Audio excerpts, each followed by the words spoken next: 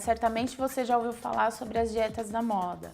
A dieta da proteína, a dieta da sopa, a dieta da lua, a dieta dos carboidratos e, atualmente, a dieta anti-glúten. A dieta anti-glúten, ela prega que você restrinja a ingestão do glúten, que é uma proteína presente nos cereais, né? E aí você fica proibido de comer alimentos que contenham glúten, como pães, massas e cereais que contenham ou aveia, ou trigo, ou centeio. Atualmente, a maioria dos alimentos e preparações tem algum desses cereais. Então você fica restrito a poucos alimentos na sua dieta e causa uma deficiência grande de outros nutrientes. Dessa forma, ainda a reeducação alimentar é a melhor saída para o emagrecimento saudável, através de uma alimentação balanceada e a prática regular de atividade física.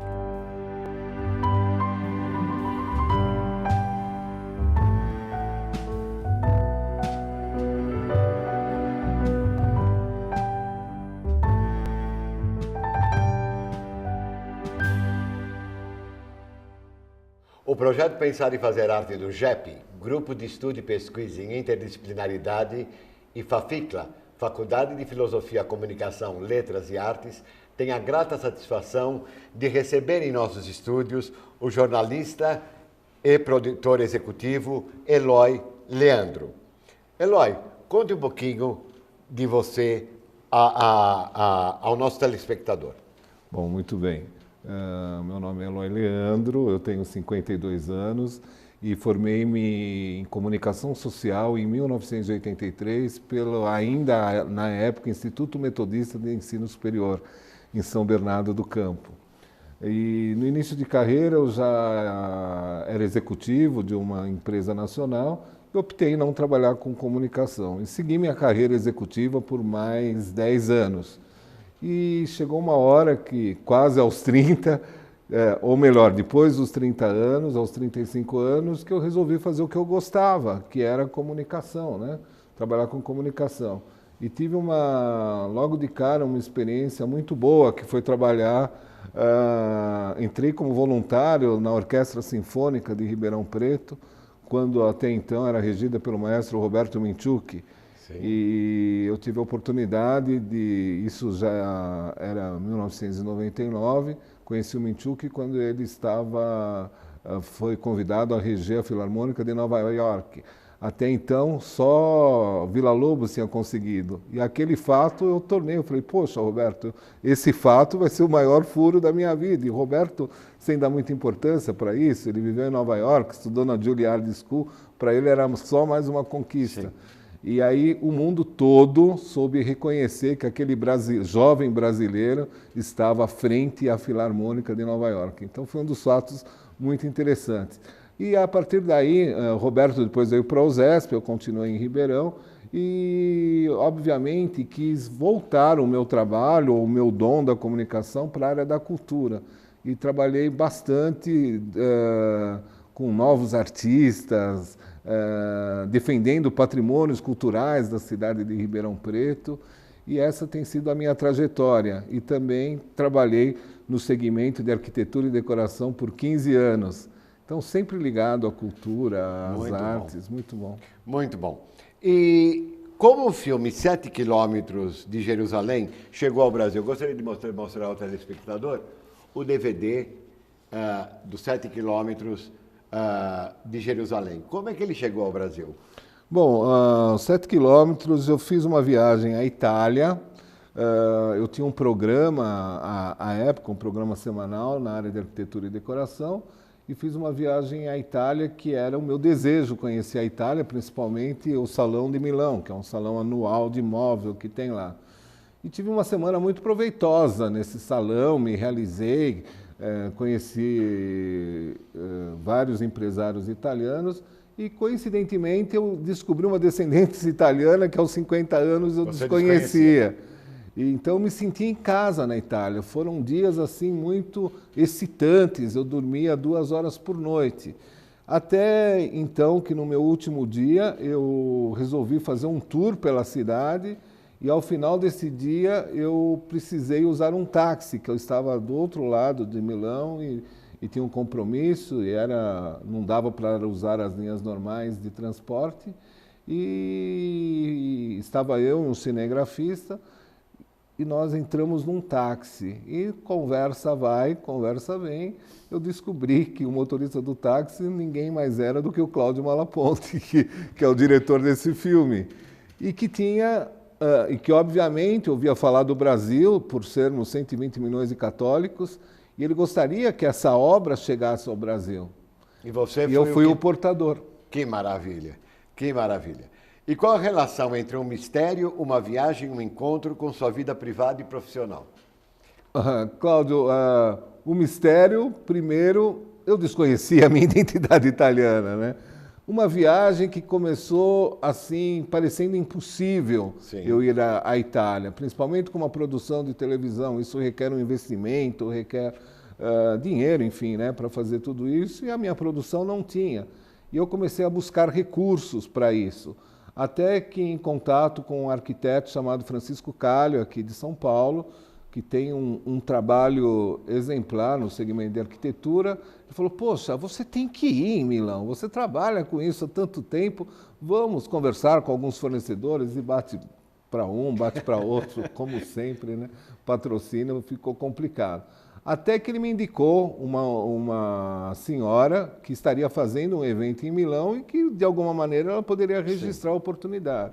Eu tentei falar com essa senhora uma, duas vezes, na terceira vez eu consegui. Ela falou que iria pensar no dia seguinte. Ela falou, olha, estou movida por um sentimento que eu devo te patrocinar, mas eu não tenho tempo de fazer nenhuma reunião com você e tudo mais, eu vou ver o que te consigo. Eu falei, poxa, naquela noite eu falei, eu acho que alguém pelo menos me ouviu. No dia seguinte ela me ligou, ela falou, olha, o dinheiro já está acreditado na sua conta e sua viagem para Milão está garantida. E nós só poderemos nos encontrar lá. Então eu vou saber se você realmente está com o seu trabalho muito bem posicionado, se você comparecer ao meu evento, tal horas, em tal dia. Falei, tá bom. Então foi um mistério a maneira que eu cheguei lá. E depois, realmente, o encontro foi o encontro com o Malaponte, com a proposta que ele tinha desse filme, de trazer no Brasil.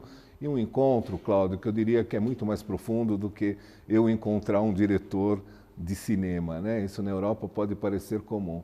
Mas um diretor que fez um filme que conta essa história do homem contemporâneo, e um publicitário de 43 anos, em crise familiar, profissional, e que de maneira muito curiosa vai parar em Jerusalém.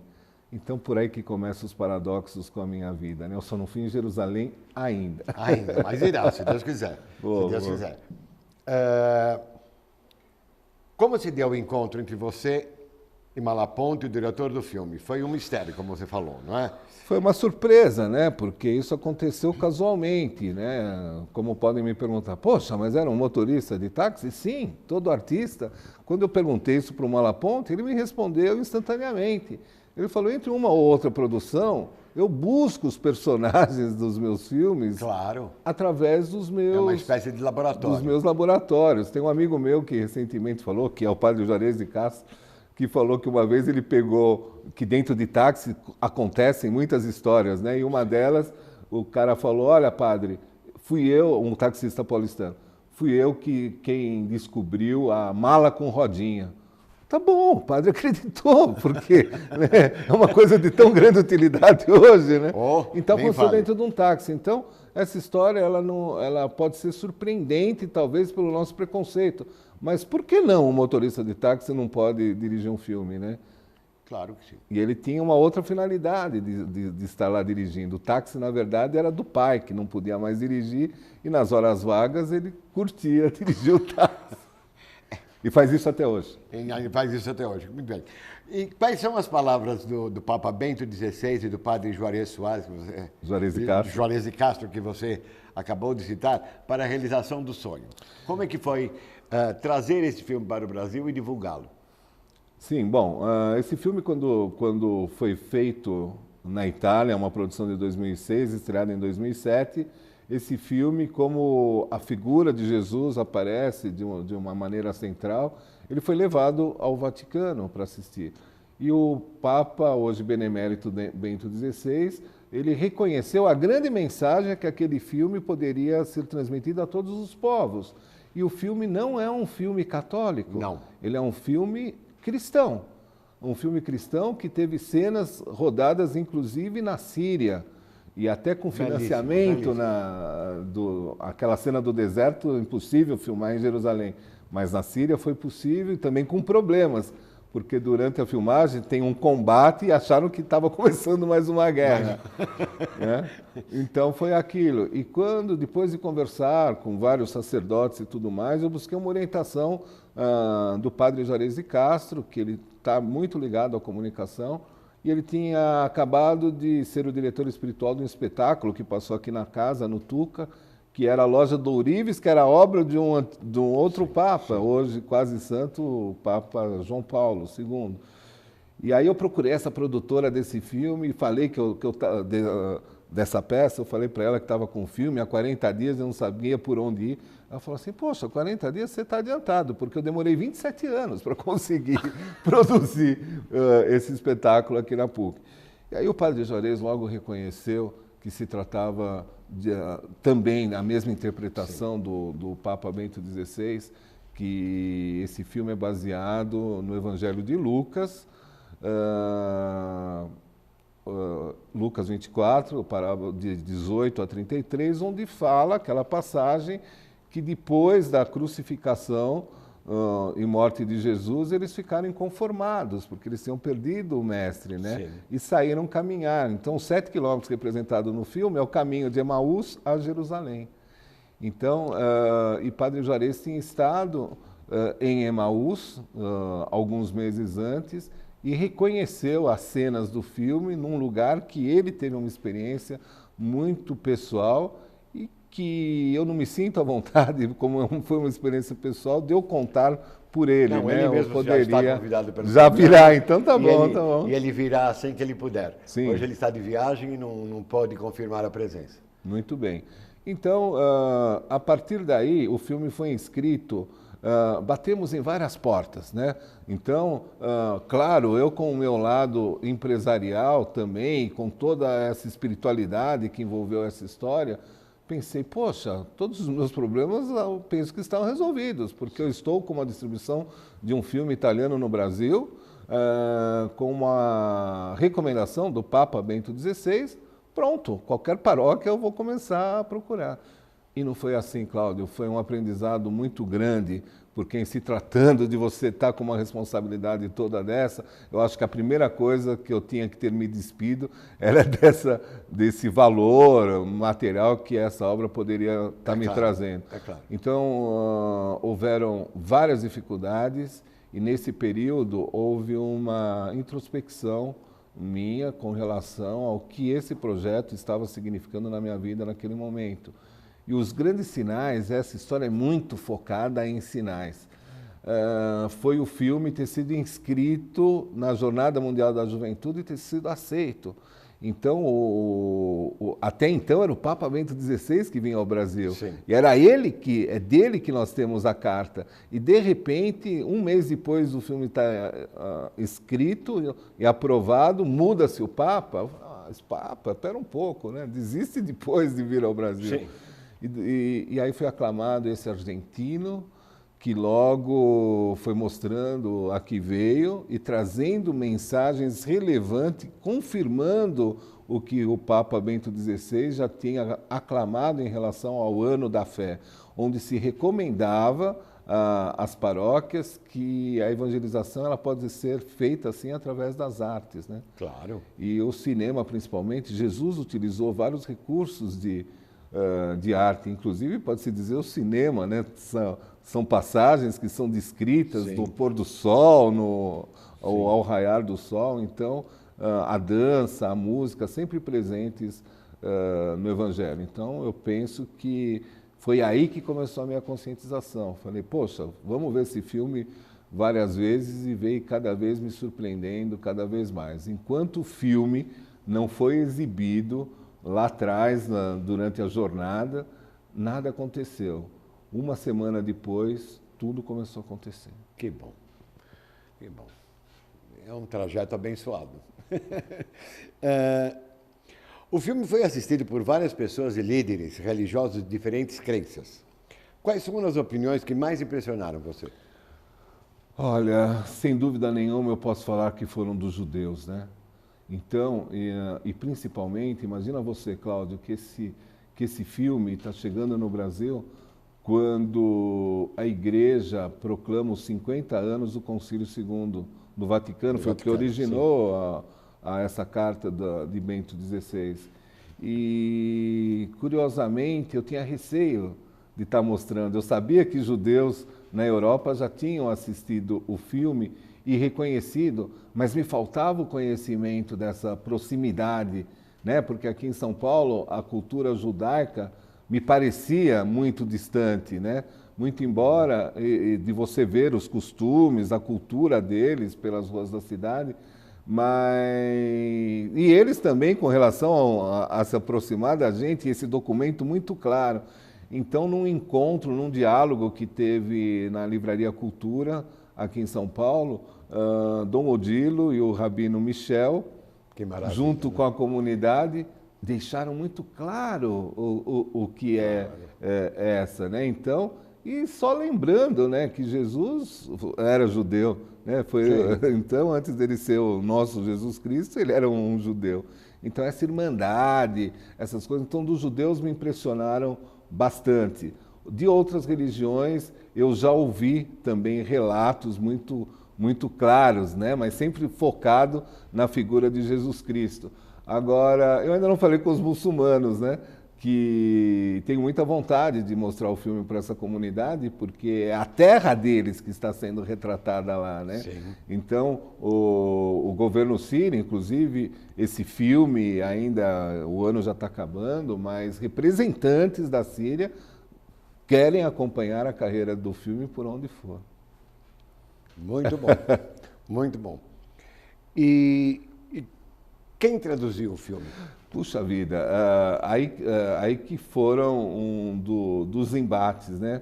Poxa, tem que ter investimento. Obviamente, para eu trazer o filme para o Brasil, eu precisei voltar na Europa em 40 dias e negociar os direitos do filme com os italianos, eles muito claro querendo, e eles me pediram um plano de negócios para que isso fosse feito no Brasil, e eu fui muito ousado. Quando eu coloquei para eles, eu não defini números, mas eu só expliquei uma coisa para eles: olha, no Brasil nós gostamos de olhar para a cara dos nossos interlocutores, e com isso nós temos a oportunidade de fazer uma venda até porta a porta. Mas como que é isso, né? Sim. E aí eu expliquei, obviamente, o que é esse sistema, que eu exibiria o filme para alguns públicos e certamente esse público multiplicaria para outras pessoas, claro. E o filme não entraria. Aí, no primeiro momento, eu procurei uma distribuidora, obviamente, para esse filme. Se encantaram todas com relação a isso, mas para assinatura de contrato não sobrava nem o direito do produtor. Claro. Mas isso também não era importante, desde que a obra fosse muito difundida. Aí olharam para o produto e falaram: olha, nós não garantimos mais do que 2.000 filmes vendidos. 2.000 filmes nós atingimos em 2 meses. Entendeu? Claro. Então, por causa do boca a boca, que as pessoas veem, porque se vai para a melhor propaganda. Se vai para a prateleira um produto desse, Cláudio, é mais um. Entre só a última distribuidora que eu conversei, eles tinham 600 e poucos títulos. Como um vendedor pode se dedicar a vender? Ele tem 600 títulos para vender, como que ele vai vender um só? E esses grandes magazines, eles compram 2 ou 3. Se vender, eles compram 4. Então, é complicado. Então, daí que foi a opção, e essa opção que os italianos acharam, e não temos pressa. E uma das condições desse filme ser exibido no Brasil é ter sempre a renda compartilhada 25% com um projeto assistencial ou uma ação de cidadania. Que maravilha. Então, não colocando no comércio, isso é possível. entendeu? De ser feito. E parece que é isso que é abençoado, né? Sim. Que dá certo. E aonde ele já foi apresentado? Além do Rio de Janeiro, nós começamos a exibição por São Paulo, e aí que cabe voltar um pouco na sua pergunta, que eu me desviei. A tradução do filme foi feita pelo Departamento de Italiano do Colégio Dante Alighieri. Muito respeitado. Entendeu? Sim. Que a partir do momento que viu esse filme, o Colégio Dante Alighieri, ele é laico pela sua natureza, Sim. mas pela sua essência é uma casa italiana. A casa tem mais de 100 anos. Sim. E Tradicionalista. E uma casa cristã, porque na sua Sim. diretoria, o presidente da casa é declaradamente uma pessoa cristã e católico, né? E só que ele convive com seus alunos judeus e budistas, de outras religiões. E então, por que não? E ele falou, uma casa com esse nome é o mínimo que nós podemos oferecer. Então a tradução foi feita ipsis literis pela professora do Dante Alighieri, do Departamento de Italiano, Regina Carvalheiro, que traduziu essa obra. Então, aí nós começamos pelo Dante, depois nós percorremos os colégios religiosos.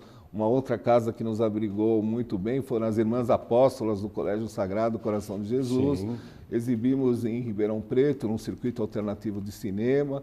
E estamos percorrendo agora com uma agenda pelo Brasil afora com o filme, sempre com essa instituição. Se as pessoas querem... E como o telespectador pode adquirir uma cópia do filme, que agora... Bom, eu tenho um blog que lá isso é orientado, que eu conto toda a trajetória do filme, né? Que é 7km de Jerusalém, Blogspot, depois... Você poderia repetir devagarinho? Sim, 7, numeral, km, jerusalém.blogspot.com.br.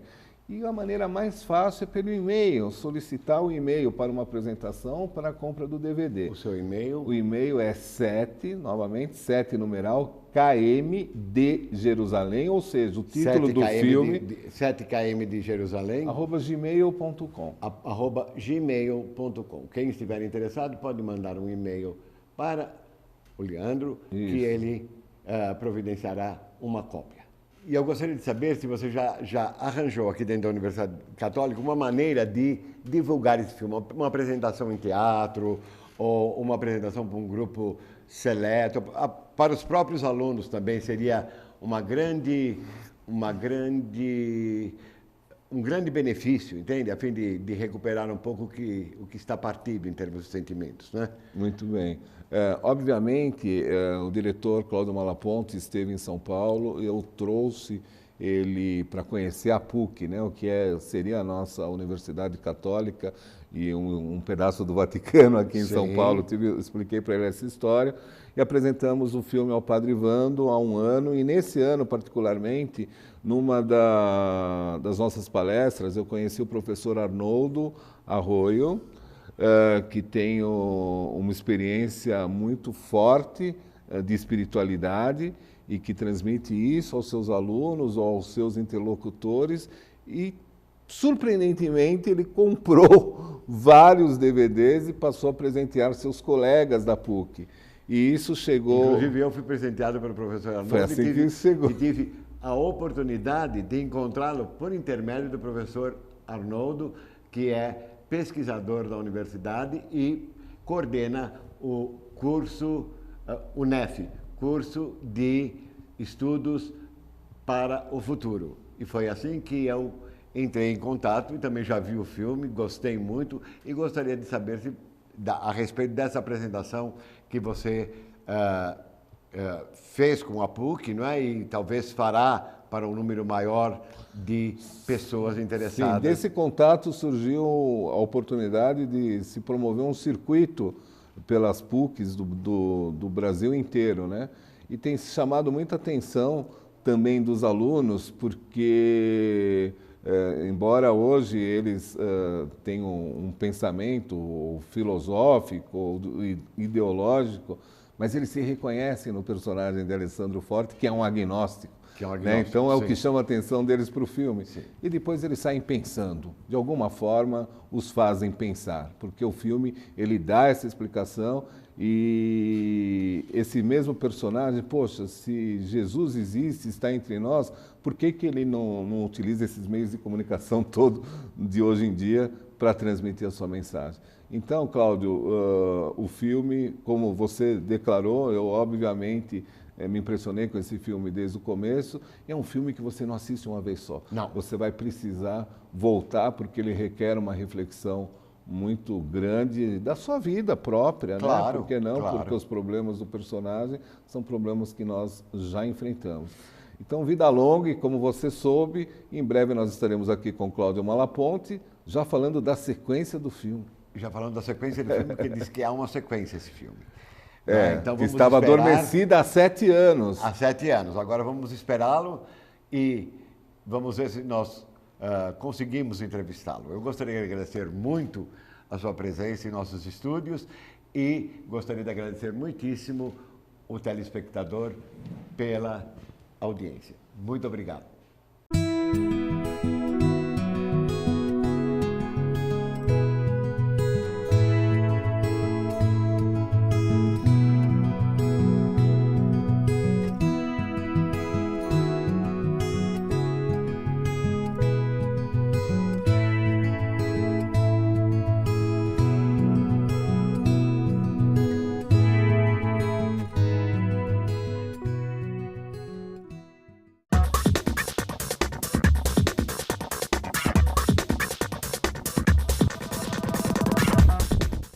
Certamente você já ouviu falar sobre as dietas da moda.